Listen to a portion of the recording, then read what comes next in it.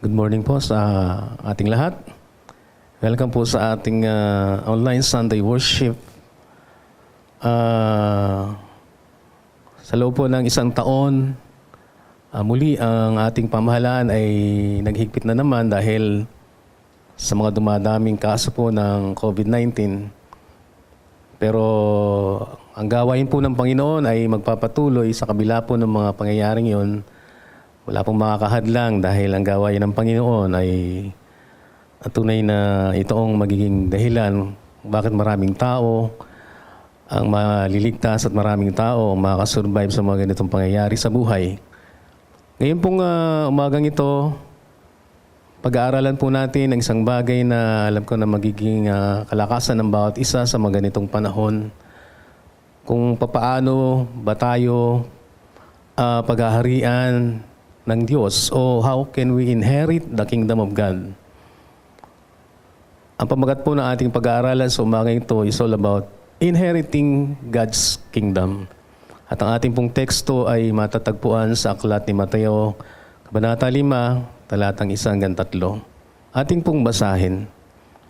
Seeing the crowds, he went up on the mountain, and when he sat down, his disciples came to him. And he opened his mouth and taught them, saying, Blessed are the poor in the spirit, for theirs is the kingdom of God. Ito pong mga salitang ito ay sinabi po ng ating Panginoong Hesus nung siya ay nasa bundok. Ito po yung tinatawag na Sermon on the Mount. Ito pong mga katuruan na ito ay pinahayag ng ating Panginoon para po sa lalong ikatitibay ng pananampalataya ng mga taong sumusunod sa Kanya. God's eternity is received only when we realize that we cannot obtain it on our own, but through God's grace and for being poor in the spirit. Since the beginning of time, ang mga tao po ay gumagawa ng maraming paraan para matagpuan ang isang totoong kaligayahan sa buhay. Marami po ang sumubok sa pera. Many have tried money. Ang wika po ng isang matandang milyonaryo, akala ko ang pera ay makabibili ng kasiyahan o kaligayahan. Isa lamang pala itong ilusyon. At ang sabi naman ng isang sikat na artista nung panahon na yon, nang siya tanungin tungkol sa mga pinagdaanan niyang hirap bago siya naging matagumpay o nakaranas din ba siya ng kahit konting kaligayahan nung panahon na siya ay nasa kahirapan pa. At ito ang kanyang sinagot. Ang sabi niya, I have been rich and I have been poor. But believe me, rich is better. Yun po ang pananaw niya sa buhay na mas mainam na maging mayaman kaysa mahirap. Others have thought that happiness came from notoriety o yung pagiging notorious nila like Voltaire of France. Si Voltaire po, ang sabi niya sa kanyang doktor when he was laying down, dying on his deathbed, ang sabi niya sa doktor, I am abandoned by God and men. I will give you half of my worth if you will give me 6-month life. Akala ng tao na maaari nilang suhulan ang Diyos na pahabayan ng kanilang buhay o yung mga taong gumagamot sa kanila na dugsungan ng kanilang buhay. Pero hindi po iyon ang katotohanan ng toong kaligayahan ng tao ay nanggagaling sa mga ganong bagay. Others have looked happiness in their political power. Meron pong isang greatest statesman ang nagsabi kay Billy Graham, I am an old man. Life has lost all its meaning and I'm ready to take a faithful leap into the unknown. Ang pagkaalam niya sa buhay, pagtanda niya ay parang ganun lang, walang kahihinatnan. Hindi niya alam kung saan siya patutungo. Ang pinupunto lang po natin sa umagang ito, sa lahat po ng mga bagay na nabanggit natin, isa man dito ay hindi makakapagdulot ng totoong kaligayahan sa buhay. Bakit po? Because true happiness comes when we give up our efforts to find it and receive it as a God's free gift to us. Kahit po anong gawin natin, kahit anong pagsusumikap natin, hindi po natin matatagpuan yung totoong kaligayahang hinahanap natin. Sapagkat ang kaligayahan po na hinahanap natin ay matatagpuan lamang natin sa ating Panginoong Hesus. Iyon ay libre niyang ipinagkaloob sa atin. It is by His grace. Happiness comes when we receive forgiveness of sins that Christ paid for in Calvary. Ang totoong kaligayahan po ay natanggap natin nung tayo napatawad ng ating Panginoong Hesus sa ating mga kasalanan. Mga kasalanang pinagbayaran ng ating Panginoon doon sa krus ng Kalbaryo. Happiness comes when we study and apply the very practical ways Christ has taught us to find happiness.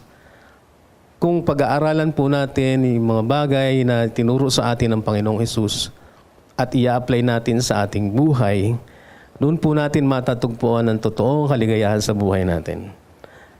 As Jesus begins His Sermon on the Mount, He gives a series of conditional saying that we call Beatitudes. Ano po ba yung Beatitudes? Beatitudes is being in the state of supreme happiness. Pagiging maligaya o masaya.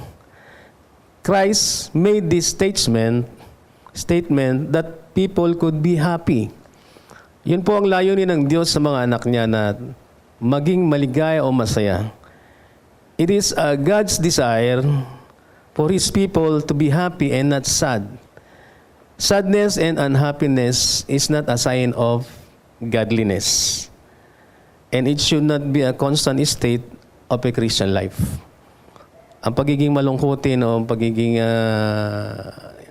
hindi masiyahin ay hindi po ito ang nagtatakda na tayo mga makadiyos. Sapagkat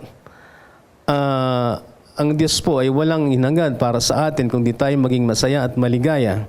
At yung mga bagay na kalungkutan na yon, yung mga bagay na nagpapasakit sa atin ay hindi po dapat maging parte ng buhay natin bilang mga lingkod ng Diyos o bilang mga Kristiyano.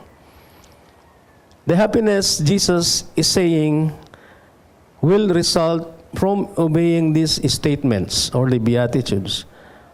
From obeying these statements, not just an outward happiness, but an inward contentment that can be experienced no matter how difficult life is.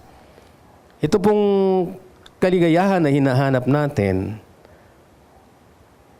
ay magiging resulta ng pagsunod natin doon sa mga binanggit ng ating Panginoong Hesus. Hindi lamang po sa panlabas na ating kaligayahan, o hindi lamang sa panlabas na nakikita sa atin, kundi yung kung ano yung nasa loob na tayo kontento.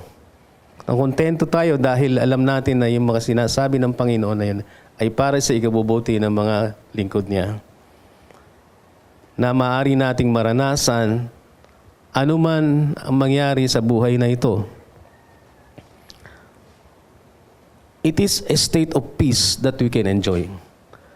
The Beatitudes is a state of peace that we can enjoy. Ito po yung kapayapaan na hindi maaring ipagkaloob ng tao, kundi ang Diyos lamang ang maaring magkaloob nito.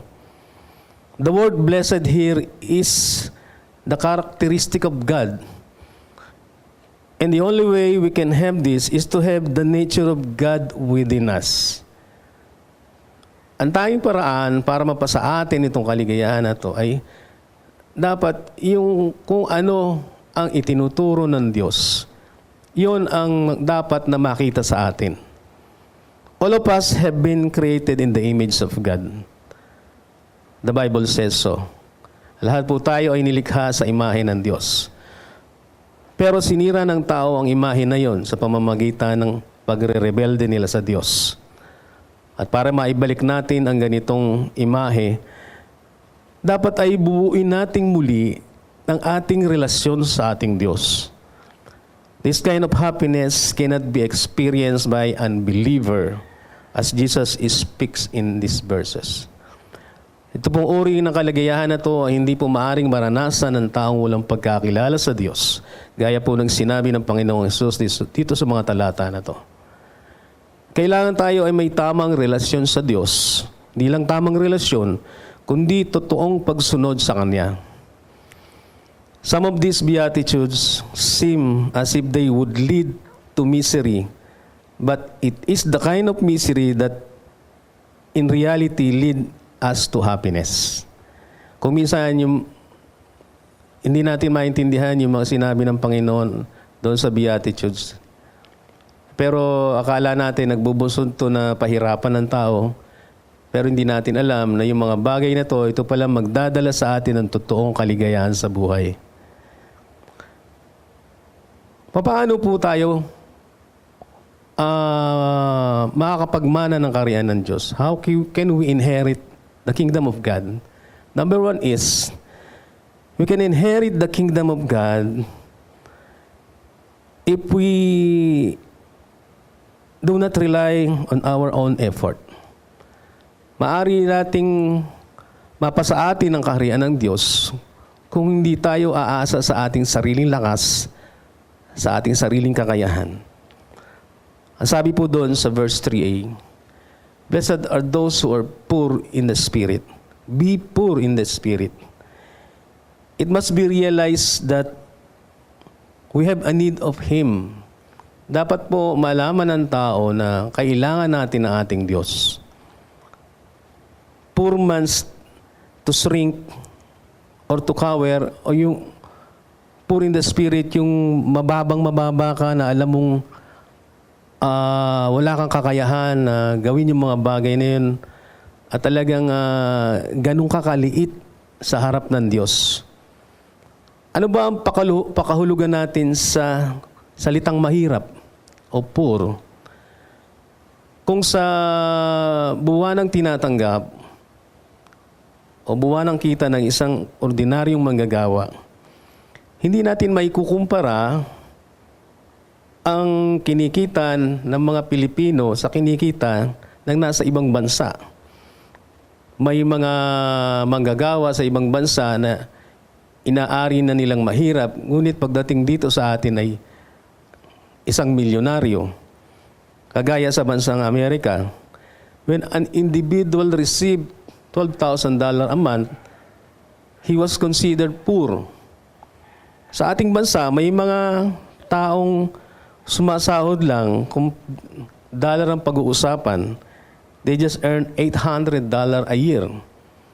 At kung isasali natin sa pananalapi, sa ating pananalapi, kumikita lamang siya ng 4,000 piso sa loob ng isang buwan. Kung minsan, ang pakahulugan natin sa mahirap ay gaya ng isang pulubi. Ang isang tao na hindi niya alam kung saan niya kukunin ang susunod niyang kakainin.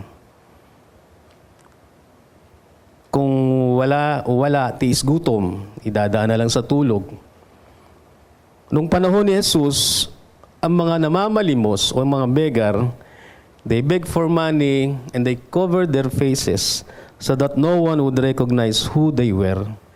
Nung panahon ni Jesus, ang mga namamalimos ay tinatakpan nila ang kanilang ulo at muka para hindi sila makilala ng mga tao. So poor does not describe one who does not have much. Ayon dito sa sinalita ng ating Panginoon. But one who has nothing at all. Yun po ang ibig sabihin ng Panginoon, be poor in the spirit. Yung ikaw ay alam mong walang-wala. Ang sabi ni Luke sa Beatitude, bless you who are poor, for the kingdom of God is given to you. But in Matthew, he added a very important account.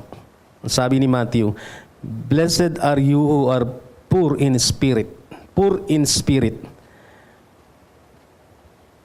This will help us know that Jesus is not speaking about material poverty. Pag sinabi po dito na poor in spirit, hindi po ito patungkol sa material na kahirapan. Kapag material poverty ang sinasabi ni Jesus, then it will be unchristian to alleviate the burden of the poor, starving and destitute, dahil ang mahihirap ay yun mas malapit sa kaharian ng Diyos. Kapag ginawa natin yon, parang hinahadlangan na rin natin ang paglapit nila sa ating Panginoon. So Jesus is not referring about material poverty. Neither he is talking about being poor-spirited. A poor-spirited person is one who lacks drive and enthusiasm. They have low self-esteem. Yung pong taong poor-spirited ay walang gana sa buhay. Parang hindi na nagpaplano. Parang pagdating sa religious life niya, wala siyang pakialam. But Jesus is talking about spiritual poverty. As the verse say, we are to be poor in spirit. The spiritual poverty must be genuine. Tandaan po natin yon. Yung pagiging salat natin sa spiritual ay dapat maging totoo sa buhay natin. It is not just an act or a show that we put on in front of other people, of others, as the religious leaders of Jesus' days tried to do. Kailangan po, kung alam natin na tayo nauuhaw spiritually, hindi lamang po pakitang tao yun. Kagaya ng mga ginawa ng mga leader nung panahon ni Jesus dito sa mundo. Allow God to fill the void with humility. Bigyan natin ng pagkakataon ng Panginoon na punan yung emptiness sa buhay natin ng kababaang loob. Humility is a virtue in His sight and highly praised in many places in His world. Alam niyo po, ang kababaang loob ay tunay na pinapupurihan niya ng Panginoon saan mang lugar kayong makarating. We must come to the place where we realize that we are bankrupt when we enter into His kingdom on our own. Alam niyo po, kapag pinilit natin na pagharian tayo ng Diyos o pumasok tayo sa kaharian ng Diyos sa sarili nating pamamaraan, marirealize natin, pagdating ng panahon, tayo pala'y wala. Tayo pala'y mga taong walang kakayahan. Dahil ang katotohanan, paghaharian lamang tayo ng Diyos kung tayo ay tunay na sumusuko, tayo ay tunay na nagpapa-fill up sa Kanya, we must be an empty vessel para tayo punuin ng ating Panginoon. It is only by grace of God we have any hope. His grace is abundance and freely given. Sa pamamagitan lamang po ng biyaya ng Diyos, tayo ay nagkaroon ng pag-asa. At ang biyaya ng Diyos ay libre pong ipinagkaloob sa atin ng Panginoon. Itong Sermon on the Mount is a paradox. Beatitude was given to show how people were sinful. It is for those who cannot live with Jesus' teaching. Kaya po, sinaysay ng Panginoon itong Beatitude. Ito po ay para sa mga taong makasalanan. Para doon sa mga taong hindi makasunod sa pinag-uutos ng Panginoon. Kagaya po nung panahon ni Moses. Hindi sila maniwala doon sa kautusan na ibinaba ni Moses na galing sa ating Diyos. It is designed to prostrate them so they will run to God for help. Yun po ang purpose nun eh. Para pahirapan yung mga taong ito, para sila tumakbo sa Diyos at humingi ng tulong. Like the law given to Moses, rebellious people could not live with the standard of God. Hindi po nila kayang mabuhay sa panuntunan ng Diyos. So if we want to inherit the kingdom of God, we must not rely on our own effort. Secondly, we can inherit the kingdom of God if we empty ourselves. Yung bang kailangan kung lalapit tayo sa Panginoon, yung bang walang laman yung puso natin. Yung wala tayong ipine-preserve. Lahat ng bagay na nagpapasaya sa atin, kakalimutan natin yon. Lahat ng bagay na nagiging comfort zone natin, aalisin natin yon. God brings true happiness to us. Tanda po natin yan. Ang Diyos lamang ang makapagbibigay ng totoong kaligayahan sa atin. We must come to Him empty-handed of our efforts to find happiness in any way we can. We must become spiritually poor before God would richly bless us. This was the way Jesus did it. Ito po ang ginawa ng Panginoon eh. Jesus has all the majesty. He has all the praises. He has all the glory of being part in heaven where He had been with the Father even before time began. Ang Panginoong Diyos po natin, ang Panginoong Jesus natin, lahat nasa Kanya ning. Kaluwalhatian, yung pagiging mataas, pinakamataas sa lahat. Lahat ng papuri ay sa Kanya. At masaya siyang nabubuhay kasama ng ating Diyos Ama doon sa langit. But Jesus Christ emptied Himself of this and came to the world to die for our sins. Sa kabila po ng mga bagay na mayroon ng ating Panginoong Jesus, kinalimutan po niyang lahat yon. He emptied Himself of all those things and He came to the world to die for our sins. Tayo po bilang mga lingkod ng Diyos, sa paglapit natin sa ating Panginoon, for us to be able to inherit the kingdom of God, we must empty ourselves. Kalimutan na natin yung mga bagay na inaakala nating magpapasaya sa atin. Minsan yung mga bagay na yon, na akala nating tayo magiging masaya, yung pala kung minsan na magiging sanhi ng ating kalungkutan. The emptying must come before refilling. Hindi po tayo mapupuno ng Panginoon kung hindi natin aalisin yung mga bagay na nasa katawan natin. Empty ourselves. Repentance must come before forgiveness. Bago po tayo mapatawad, kailangan magsisi muna tayo ng ating mga kasalanan. Recognize our unworthiness before God accept us. Kailangan po ma-realize natin na tayo sino ba tayo sa harap ng Diyos? Sino ba tayo sa pananaw ng Diyos? Kailangan po ma-realize natin yun that we are unworthy before God accept us. Hindi po tayo dapat nagmamalaki sa ating Panginoon. Si Martin Luther po, isa siyang German leader of Protestant Reformation during his time. And when he entered monastery, his only purpose is to earn salvation by piety or by religious activity or in good works. Pero ano nangyari? He experienced failures with his efforts. Kung yun po ang dahilan natin ng pagkakaroon natin ng kaligtasan sa pamamagitan ng mga religious works natin, sa pamamagitan ng good works natin,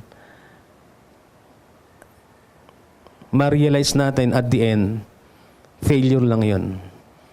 Kahit ano pang effort ang gawin natin, failure lang yun. Dahil hindi tama ang motibo. It was only after he emptied himself of all attempts to earn salvation, God was able to show him it is by grace, not his works. Noong lang panahon na tinanggal niya lahat, mga bagay na nasa sarili niya, inempty niya yung sarili niya, noon lang nakagawa ang Panginoon sa kanyang buhay to show him that it is by His grace and not by His works. Kahit po sa buhay natin, anumang bagay yung ine-enjoy natin ngayon, anumang bagay yung meron tayo ngayon, lalong-lalo na ang kaligtasan, Tandaan po natin, yan ay nanggaling lamang sa biyaya ng Panginoon at hindi dahil sa ating sariling pagsusumikap. Pangatlong bagay po, how can we inherit the kingdom of God? We can inherit the kingdom of God if we communicate to a holy God. Kailangan po meron tayong confrontation sa ating Panginoon. Huwag na huwag po natin kalilimutan yon. Huwag na huwag natin kalilimutan na kausapin ng Diyos. We have said that we must have poverty in spirit. Sa verse 3, sabi po doon. We must realize our need if we are to enter the kingdom of God. Kailangan po, tanggapin natin sa ating sarili na tayo'y maraming pangangailangan. Tayo'y walang magagawa. At hindi natin kayang pumasok sa karya ng Diyos kung sa sarili lang nating lakas o pagsusumikap. Problem is that this is unnatural for an individual. The only way we can change this is to have a direct communication with the Holy God. Niisip ko po kasi ng mga tao na, lalong-lalo na yung mga taong wala pang pagkakilala sa Diyos, niisip nila na kung gagawa sila ng mabuti, kung magsisimba sila palagi, iyon magiging paraan to inherit the kingdom of God. This is the problem of most unbelievers. Sabi ko kanina, the only way we can change this is to have a direct communication with the Holy God. Tingnan po natin yung ating mga sarili. Looking at ourselves or others will never create this poverty in the spirit. Kung titingin lang po tayo sa iba at kung titingin lang tayo sa sarili natin, hindi po ito makakagawa na maging poor tayo sa espiritu. This will never create for us to be poor in the spirit.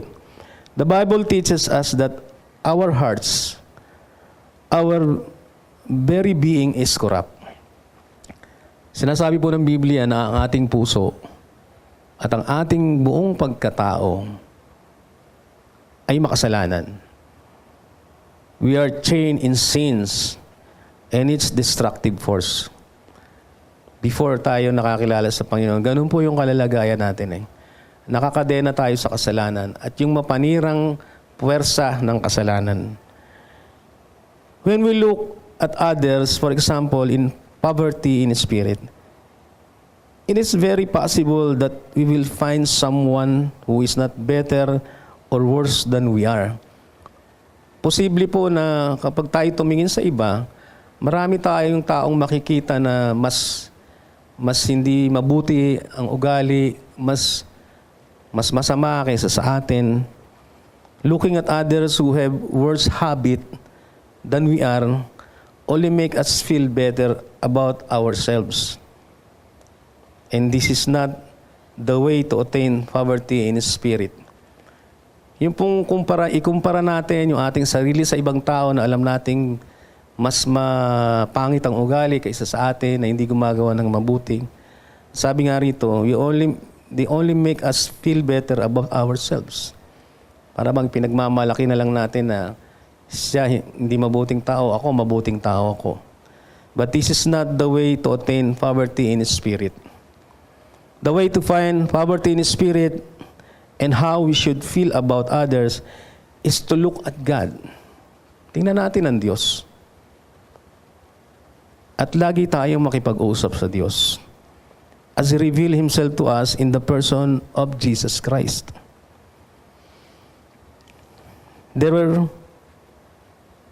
There we find true poverty in spirit. Yun po yung sikreto doon . Kung gusto nating talagang tayo'y maging very, very poor o very low, kung gusto nating yung puso natin, yung espiritu natin ay maging tune up sa ating Diyos, maging mababa tayo. Huwag tayong magmalaki. Wala tayong ipagmamalaki sa Diyos. When we do this, we will learn to say as Prophet Isaiah did, "Who is me? For I am undone. I am a man of unclean lips, and I dwell in the midst of the people with unclean lips. For mine eyes have seen the King of the Lord, the King and the Lord of hosts. Sabi po na Isaiah sa chapter 6 verse 5. Si Isaiah po, na-realize niya kung gaano siya kababa sa harap ng Diyos, na hindi siya dapat humarap sa Diyos. Sabi niya, who is me? For I am undone. I am a man of unclean lips. Kapag tayo po'y lumalapit sa ating Panginoon, if we want to inherit the kingdom of God, dapat po maging ganun tayo. Ang paglapit natin sa Diyos ay hindi sa ating pagmamalaki o sinasabi natin na marami na akong nagawa para sa Diyos. Marami na akong napaglingkuran.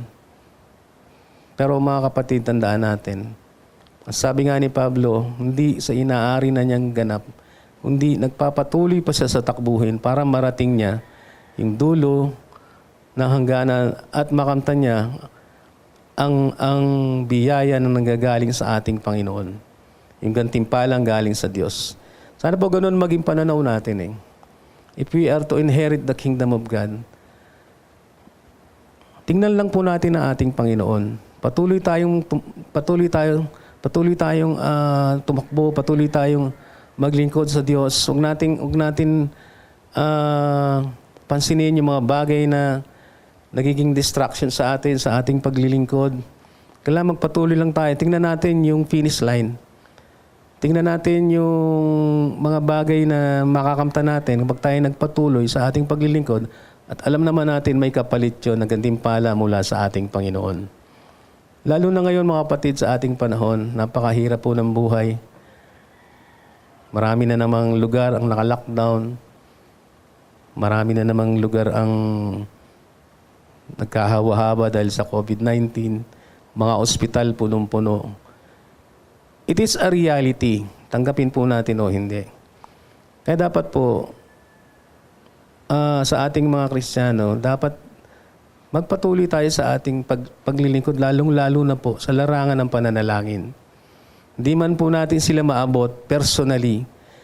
Dito po sa ating online services, maaari po natin silang abutin. Maaari natin silang abutin sa pamamagitan ng ating panalangin. And to be able for them also to inherit the kingdom of God. At para po sa ating pagtatapos, to enter God's kingdom, we must realize that we cannot do it with our own power. That we must be an empty vessel and that we must communicate or have a confrontation with the Holy God. Para po tayo, pag-arihan ng Diyos, makapasok tayo sa karihan ng ating Panginoon, kailangan po malaman natin sa ating sarili na hindi natin itong magagawa dahil sa ating sariling kakayanan o sariling lakas natin. Kailangan po, pag lumalapit tayo sa kaharian ng Diyos, dapat pong maging empty vessel tayo. For God to be able to fill us with His grace, with His blessings. At lagi po tayong magkaroon ng direktang pakikipag-usap sa ating Panginoon. Sabi po ni C.S. Lewis, once he wrote, whenever we find that our religious life is making us feel that we are good above all, then we are better than someone else. I think that we may be sure that we are being acted upon not by God but by the devil. Kung iniisip po natin ng ating buhay reliyoso ay nagiging mas mataas tayo kaysa sa ibang tao at nagiging mas mainam tayo kaysa sa kanila. Sabi nga niya rito, mayroong gumagalaw sa buhay natin pero one thing for sure, hindi yun ang Diyos, kundi yun ay gawa ng dyablo. The real test of being in the presence of God is that you either forget about yourself altogether and see yourself as a small, dirty object. It is better to forget yourself altogether. ang totoong pagsubok, being in the presence of God, sabi nga niya rito, that we either forget ourselves. Kalimutan natin sarili natin. And we must realize that we are nothing. You are small, dirty object in the sight of God. It is better to forget yourself altogether. Yun po yun eh. Huwag nating ipagmamalaki yung kakayahan natin, na iniisip natin na kayang-kaya nating pagharian tayo ng Diyos dahil sa sarili nating kagustuhan o sa sarili nating kakayanan. Lahat po ng bagay na ginagawa natin para tayo lumapit sa Panginoon, kailan po ito ay nagkakaroon ng pagpapakumbaba, kasama po yung pagpapakumbaba, paghingi ng tawad, at tinatanggal natin ang lahat ng balakid sa ating katawan, sa ating pagkatao, bago tayo lumapit sa ating Panginoon. Tayo po ay manalangin. Panginoon, salamat po sa umagang ito na patuloy niyo kaming sinasamahan. Salamat po sa kabila po ng mga naulit na pangyayari sa aming buhay. Ay hindi mo kami iniiwan, Panginoon. And you are assuring us, Panginoon, that we can enter into your kingdom, O God. If we just allow ourselves to be an empty vessel, Panginoon. Mga Panginoon, sa mga susunod pa pong panahon, ikaw po ang patuloy na gumabay sa amin, O Diyos. Ikaw po ang patuloy na sumama. Sana po malagpasan namin itong mga pagsubok na to, Panginoon. And we have faith and we believe, Panginoon, na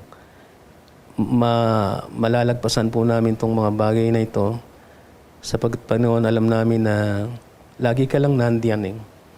Hindi mo kami iiwan, hindi mo kami iniwan, at hindi mo kami pinabayaan. At nawa, Panginoon, sa pamamagitan ng aming mga online services ay mapagpala po ang lahat ng mga anak mo, lahat ng mga taong nananampalataya sa iyo. That we must continue to serve you, Lord, and we must continue to strive para pagharian mo kami, Panginoon. Salamat po ng maraming Panginoon, sa ilang pong mataas na papurit, parangal at pagsamba sa pangalan ni Jesus. Amen and amen.